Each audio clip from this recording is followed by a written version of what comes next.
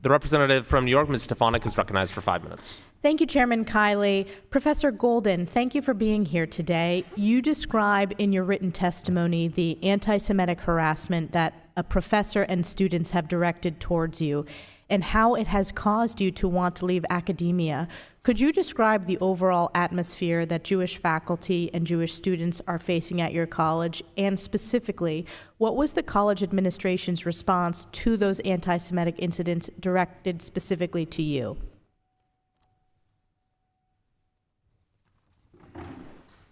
Thank you. The administration has chosen the path of least resistance, doing the bare minimum to appear to take anti-Semitism seriously. They've refused to adopt the widely accepted IRA definition of anti-Semitism, which could help them better identify and address these incidents. While I commend them for not capitulating to divestment demands, their overall response has been mostly lip service. Professor Keating, I understand that UCSD had its own anti-Semitic encampment on campus for 5 days before it was dispersed by the police. It is reported that 64 individuals were arrested, 40 of whom were students. Could you describe this encampment and the anti-Semitic statements made by protesters there? Yes, thank you, Congresswoman. The encampment sprung up over a course of over a period of 5 days. It tripled in size in just a few days.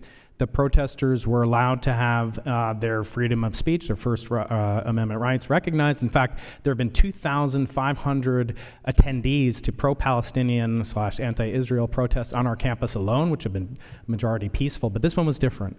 This one resulted in continued refusal to allow inspections by campus fire marshals.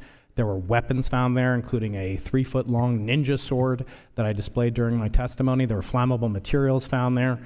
They would not let in inspectors. They would also not let in Jews or anybody identifying as a Jew wearing, for example, a Star of David or a high symbol, anything of that nature. And it was incredibly intimidating. There were chants there of globalizing the Intifada.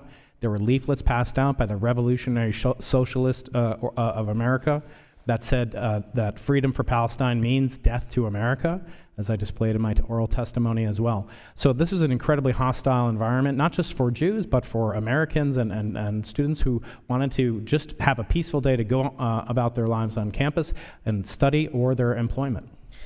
I also want to ask you about policy changes that would address the rise of anti-Semitism on campuses across the country. Would banning the wearing of masks so that individuals at encampments can be identified help in this regard? And what other policy changes would help protect Jewish faculty and students?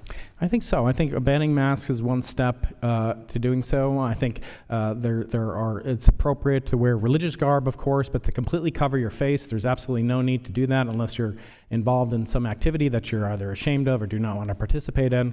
And so wearing masks and wearing full headgear and covering up your entire human personhood is demeaning, and it creates a barrier. Also, I should note that in the Students for Justice in Palestine Constitution, they adopt a strict policy of not negotiating with anyone who supports the state of Israel as a sovereign nation. They refuse to negotiate or dialogue with quote-unquote Zionists. This organization currently is operating under a cease and desist order on campus. It didn't prevent them from organizing a complicity walking tour where they targeted individual professors by name due to their national origin or the fact that they were Jewish, and doing research on studying, say, the biblical flood story. And it had nothing to do with politics, just because they happened to be Jewish and or conducting research in Israel. And the most reprehensible thing to me as a faculty member, it's fine for students to exercise their rights. We all should do that. It's part of our constitutionally granted rights.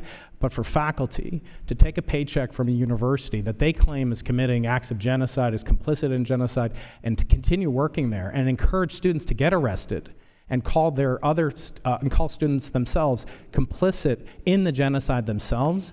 And when students expressed their fear to the academic senate chair, John Hildebrand, he ignored them, the Jewish students, and other people on an open call compared Jewish students fearing for their safety. He compared them to students during the segregation period who supported the KKK.